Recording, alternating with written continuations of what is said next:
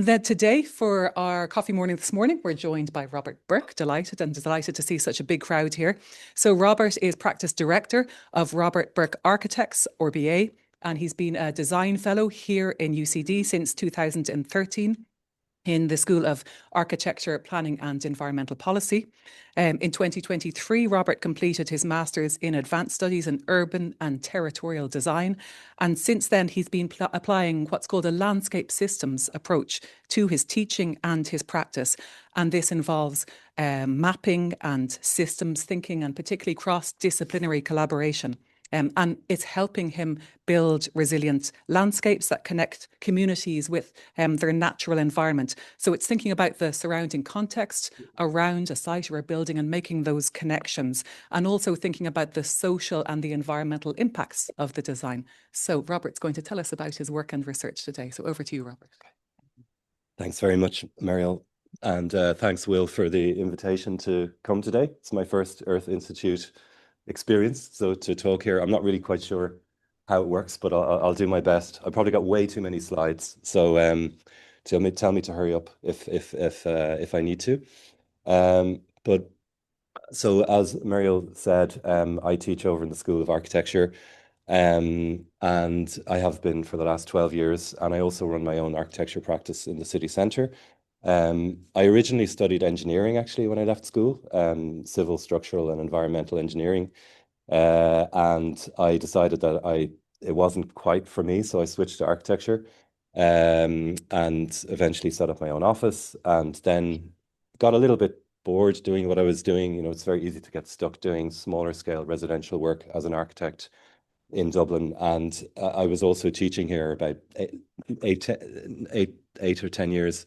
And I went and I did a master's in Urban and Territorial Design. It's a joint master's between EPFL Lausanne and ETH Zurich, and this really helped me to connect the various strands of practice and teaching, and also environmental activism, which I'd gotten very involved in especially during the pandemic. I got involved in a lot of environmental organizations, and I set up my own group called the Act Now Collective. And so now, since I did the master's in 22-23, I've been bringing this landscape, what I call landscape systems approach, into my teaching here over in Richview in the architecture school, and into the practice of my own office. And so I'm going to talk to you about that today. Yeah, thanks. So this image is actually was done by my students in a seminar last year. It's actually, I don't know if anyone recognizes what city this is. Yeah, you know, she knows. So that's correct. We have the River Liffey here, and we also have the Dodder River here, and we're actually somewhere around here. And that's actually, it's showing the flood risk of the Dodder River. And the light blue being the 1,000-year flood risk, and the dark blue being the 100-year flood risk.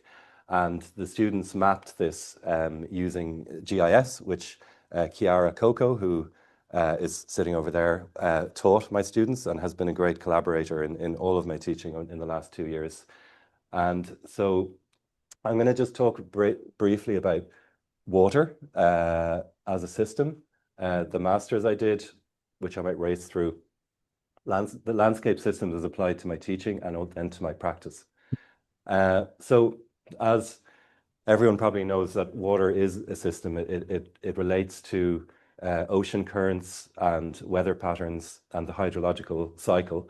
So water is actually, when looked at systemically, is something that can be looked at on a global scale and also a local scale. And this is a map of the catchment areas or watersheds. So a watershed is the area in which any raindrop of water that falls in that area will end up in the river of that watershed. So it's like a series of bathtubs all beside each other. When the water falls, it goes into one of those basins.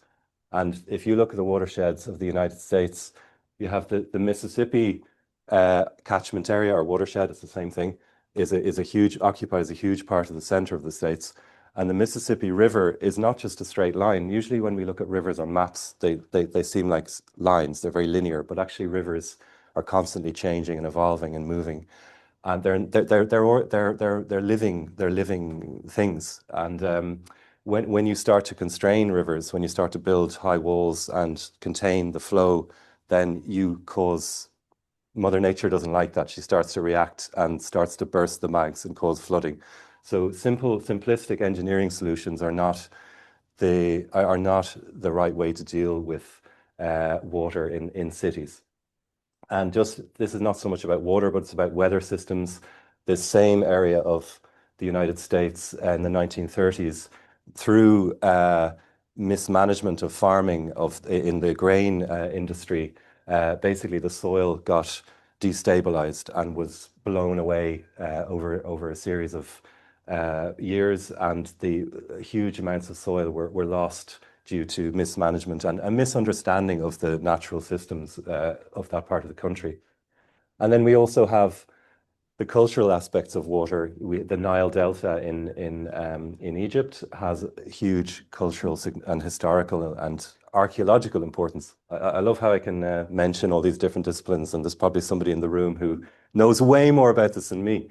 But I guess as an architect, we're good at visualizing things, and usually we manage a team of multidisciplinary team to deliver a project, which is usually a building. But the approach that I'm teaching within the School of Architecture is that this can also be applied to a landscape if you work with another team of experts. Not that you're managing it or running it, but you're helping to coordinate, and you're helping to using your powers of visualizing to understand complex ideas. I think that's where architects have a particular skill. So these are the watersheds of Switzerland, where I did my master's, and you can see that actually, you have the various river systems also defines the languages that are spoken in these areas. So there's a link between language and topography. You know, the French, the German, and the Italian, and also the Romanish, the native Swiss language in the east. So the master's that I did was split between Zurich and Lausanne under these two professors, Paula Vigano and Milica Topolovic. And I'm going to talk about the first semester with Paula, which was in the city of Lausanne, where I lived I abandoned my office for almost a year while I let my very capable colleagues run the office while I went to study full-time in Switzerland, which was a fairly mad idea, but I'm glad I did it. It's a very hilly city. So this is Switzerland, this is Lake Zurich, Geneva is here, and Lausanne is over here. And you can see how the city slopes down to the Lake Geneva. And if you look at this on a territorial scale, you can see there are two rivers that once flowed through the center of Lausanne. And we look historically, the Romans actually settled on the banks of Lake Geneva, or Lac Léman as it's called locally. But when the empire collapsed, they actually moved up into the hills for defense because they no longer had the protection of the empire. So the medieval city actually emerged on a hilltop between the two rivers, the Flon and the Louve. But in the industrial age, these rivers were canalized. They were put into pipes, and you can see how the original river, you can see two levels of this viaduct that was buried as the river was enclosed in a pipe. And the drainage system for the city, the rivers became a sewer basically, because the reason they covered over the river is because rivers typically, historically in cities, were sources of disposing of waste and water, extracting water for industry.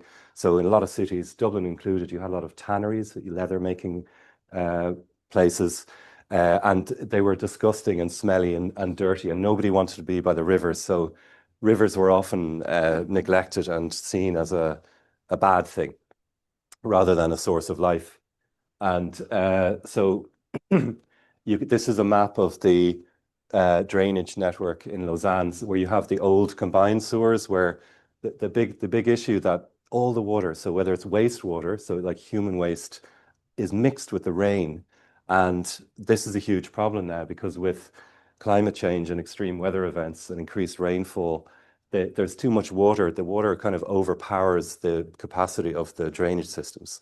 And this is a problem we have in every modern city, every, historic city. And then usually the outskirts, they install separate systems where stormwater and wastewater are separate. So stormwater has lesser treatment, and only the wastewater goes through the very expensive process of wastewater treatment. We also used this idea of the metabolism, looking at the city as a metabolism. This was an idea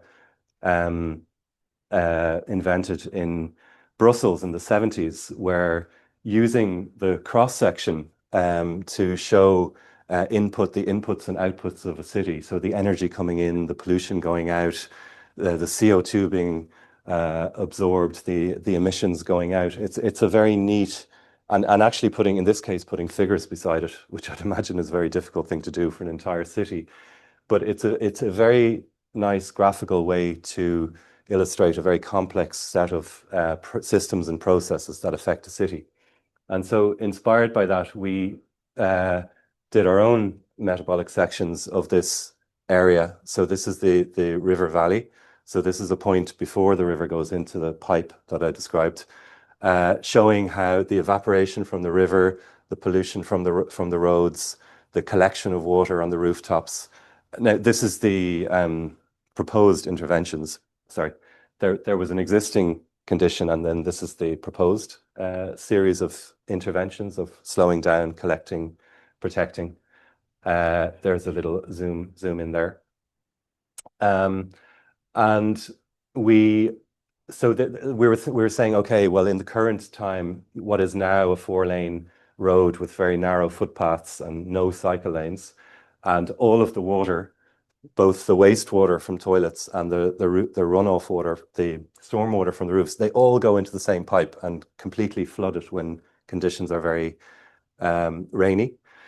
That maybe by 2030, then maybe we could have half the amount of traffic, much more integrate bioswales, active travel with cycling, and maybe in a future scenario, we wouldn't need cars at all, and it would be completely active travel and way more greenery, and you wouldn't have any rainwater going into the combined sewer system.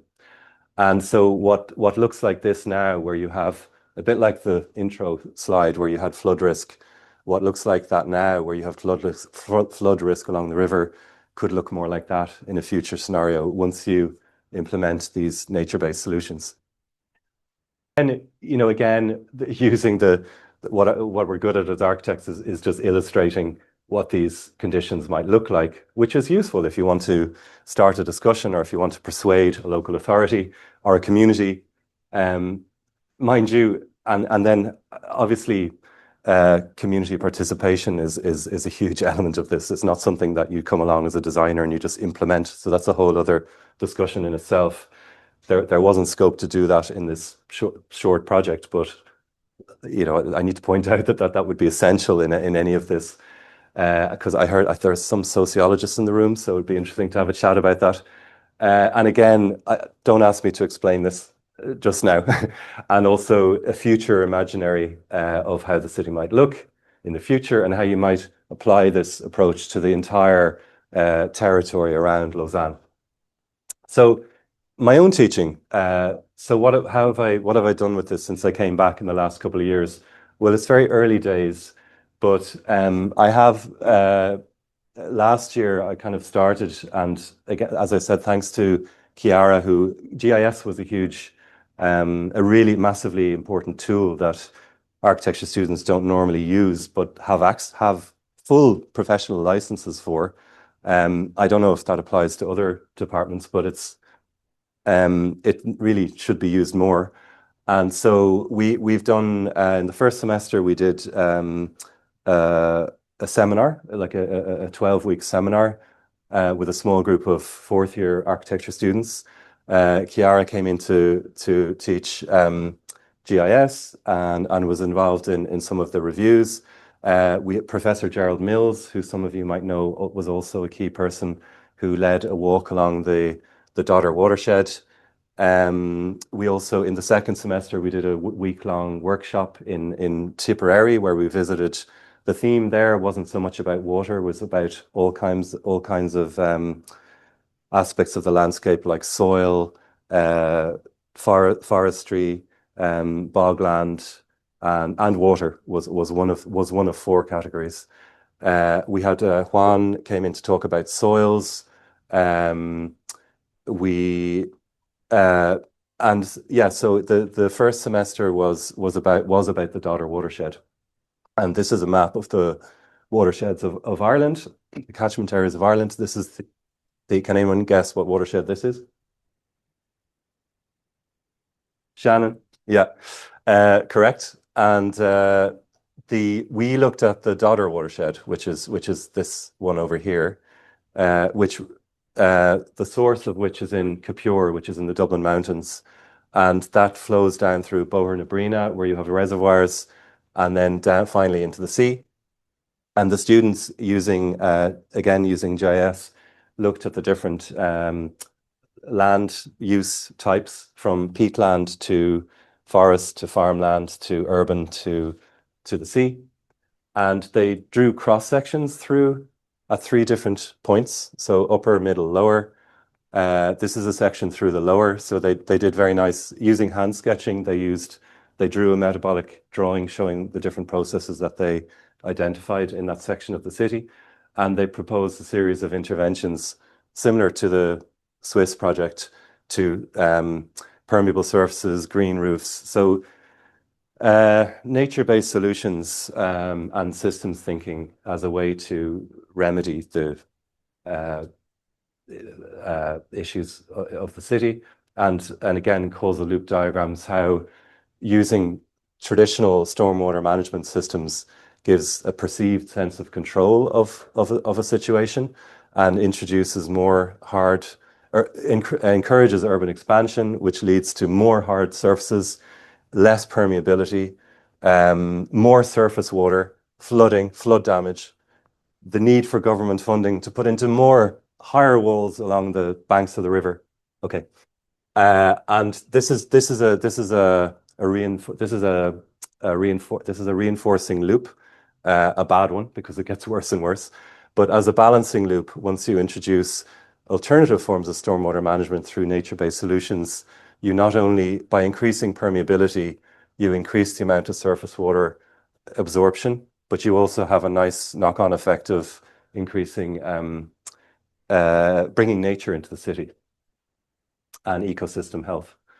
And the students who worked in the upper part of the Dodder actually looked at soil, and they looked at the Sitka spruce plantations here and how that acidifies the soil, which is not a good thing.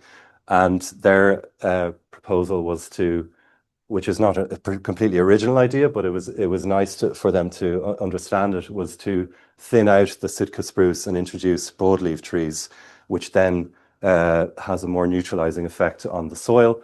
And from a sociological point of view, these kinds of projects require human input. So there's a huge potential for people to come together to actually work on these kinds of projects. And so we had this idea that the people who get flooded out of Dublin 4 could move to the new housing in Tala, where you have more open space, and everybody could go up into the hills to work on these forestry projects to restore the soil. So an attempt at representing this using systems thinking, looking at water quality, soil quality, land use, and then the health and well-being benefits for people who are involved in these projects, and also benefit from the increased air quality and soil health. Another example of metabolic section from our workshop in Tipperary on a bog, showing the various processes associated with peat formation and soil and the organisms that are involved in these processes. Some key readings that I highly recommend if you don't know them already: Design with Nature, Ian McCarg, who basically invented this layered approach to landscape mapping, which has since become GIS. So this was pre-computers, but now it's GIS. A student of his from the University of Pennsylvania, Anne Whiston-Spurn, who is still around and doing very interesting work with communities and watersheds in the States. And Donella Meadows, who is the really iconic systems thinker who wrote Thinking in Systems and the amazing book Limits to Growth from the 1970s, which I highly recommend everybody reads. And then finally, just how I'm bringing this back into my own practice, because I'm a part-time teacher here. My bread and butter is actually running an architecture office. So this is myself and my colleagues. And we have, in addition to our bread and butter, which is mainly residential projects for private clients, I've also been very involved in projects with the Irish Architecture Foundation, which have led to installations about the circular economy and timber construction. I've worked with young people in Blanchardstown looking at urban permeability and how shortcuts through their neighborhoods and how to get around the idea of boundaries. I've worked with Dublin City Council on active travel projects. This is the Griffith Avenue Cycleway, which we worked with them on. And we're also hoping to get to build a new community centre in the North Inner City, where our office is located. And so before I did my master's, we produced a little booklet where we plotted our projects on a map of Dublin. And it was at that moment that I realized that we had been looking at buildings as objects and not as part of an overall ecological system. And so obviously fortunately, this is not to scale, so our buildings are not this big, but we did start mapping rivers, mountains, sea, and it inspired me to think about, well, how do our buildings actually relate to these ecological systems, and how could you think about the city in terms of these systems rather than buildings as being standalone objects? Or in the School of Architecture, people are trained to design these beautiful, perfect pieces that stand on a plinth on their own. So, and I think we have to stop thinking about buildings in that way.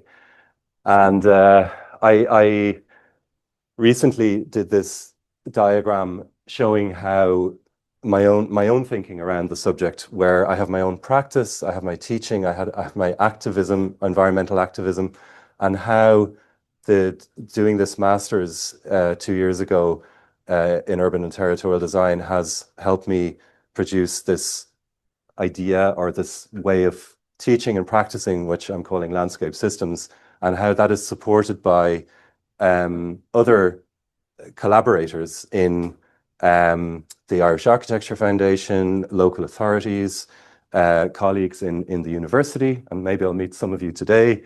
And the aim being to have impact, but also to produce smaller scale test projects and ideally even larger scale major projects. Because at the end of the day, I'm a designer, and that's what I do. And how maybe these projects that I've done in the past and through the teaching can actually all be seen as parts of an overall system within the watershed, whether it's to do with the circularity of the materials we're using, or the community aspects, the sociological aspects of the impact we're having. And finally, just a couple of small test projects where we're actually, these are real projects where we're helping to clean up the river in Offaly through using bioretention areas. And this was working with the wetlands expert Phelim Harty, based in Clare, who did the initial. So we need to collaborate with other disciplines. We don't have all the tools to do this ourselves.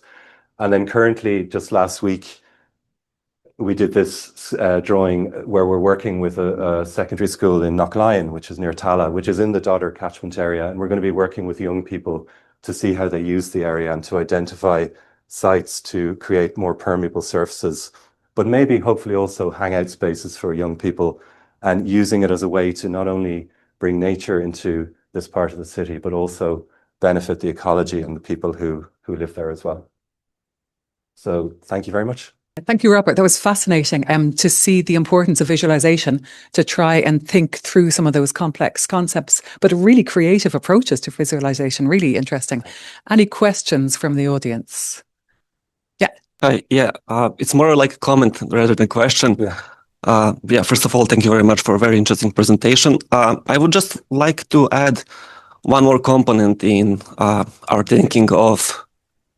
It's working for people online. And that's what it's for. Okay, sorry. I just want to add one more component to this discussion.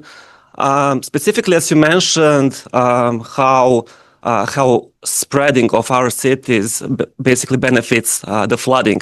That clearly implies that our cities need to be built more compact. So this is specifically applicable to Irish cities and towns. UN's and Europeans policies, they clearly, and even Irish planning national framework, they clearly imply that our cities and towns should be like built more compact. But what we see basically in practice, they're developed more spread. So developing the spreading cities basically do not facilitate even more, not only flooding, but also some social components, traffic components, and so on. So maybe your reflection, how do you see this approach, compact versus spread city? Wow, you've got me on my biggest hobby horse. So I'll have you here all day. So you'll regret asking me that question. But it's a very complex question. And I've just come back from in Prague, actually, last week, and I was struck as coming back on the bus from the airport, just how much traffic there is in the city and how much fumes. Whereas when you're in Prague or most other European cities, you travel by tram or underground or bus, and it's not the dominant form of transport. So, but what you're talking about is really a historical legacy of the way we plan, or you could say don't plan, our towns and cities. I think so it's a very complex issue, and I don't know if it's possible I think it's too late to make Dublin into one of those compact European cities that we all admire, or that many of you may come from. I think we need to come up with a different approach. I agree, we need to densify, but we need to do it in a way that has minimum impact, or ideally even enhances the environmental conditions of a site. So I think we need to, it's this sort of approach that we need to take to reimagine this city and other cities, but particularly this city. And that's why I'm so interested in it's a real pleasure, actually, to be bringing this approach back to this city to try and figure that out. So it's a question rather than that's something that we're exploring, I guess. So I don't know what the answer is. I think it has to emerge through further research and engagement with communities, but also different disciplines working together to figure it out. Yeah, we might just take one more quick question if there is one. Yeah. Yeah, thanks. It's great to hear McCorg's Design with Nature flagged. That's a hugely powerful piece of literature, I think. Can I ask about the fit or not between the regulatory system and the administrative and political boundaries and then nature's, the catchment, and whether, to me, that's the biggest challenge in going from a great idea to outcomes. And I'm just wondering, have the Swiss managed to crack that problem? We're facing it now in Ireland. I heard just on the radio this morning that the nitrates directive, we're going to get more time, basically. And it's about 80% of the problem is farming.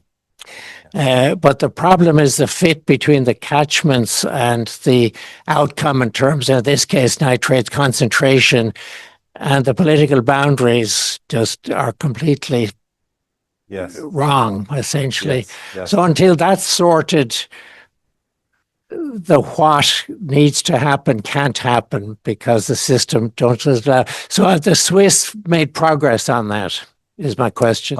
I'm not an expert on the Swiss system. What I do know is that they do have a highly democratic political structure, which goes from the municipal to the cantonal to the federal. So, and they have lots of referendums, lots of elections, but still, it's not perfect. They still have their issues. They still have lobby groups kind of getting their way through because they have more money. So it's not an ideal system there. And also they, more than probably anywhere in the world, have engineered their rivers, you know, within an inch of their lives. The engineering approach there has been kind of crazy up until recently. So they're not really a model, I would say, necessarily to look at.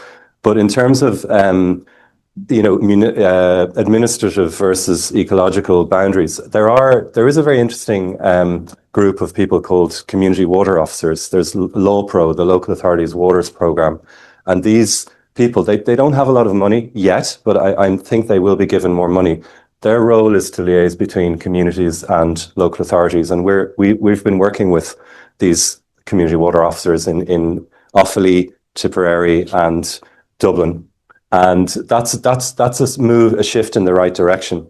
We also visited a very interesting project with John Stack from Dublin City Council Water Framework Directive Office, and they have they've just started a series of projects along the Santry River in collaboration with, I think it's Fingal County Council. So you have an example of one river straddling two administrative boundaries and two local authorities working together with communities. So I think the more research and the more test projects and the more thinking and talking about this subject, the more likely there is to be change. And that is happening.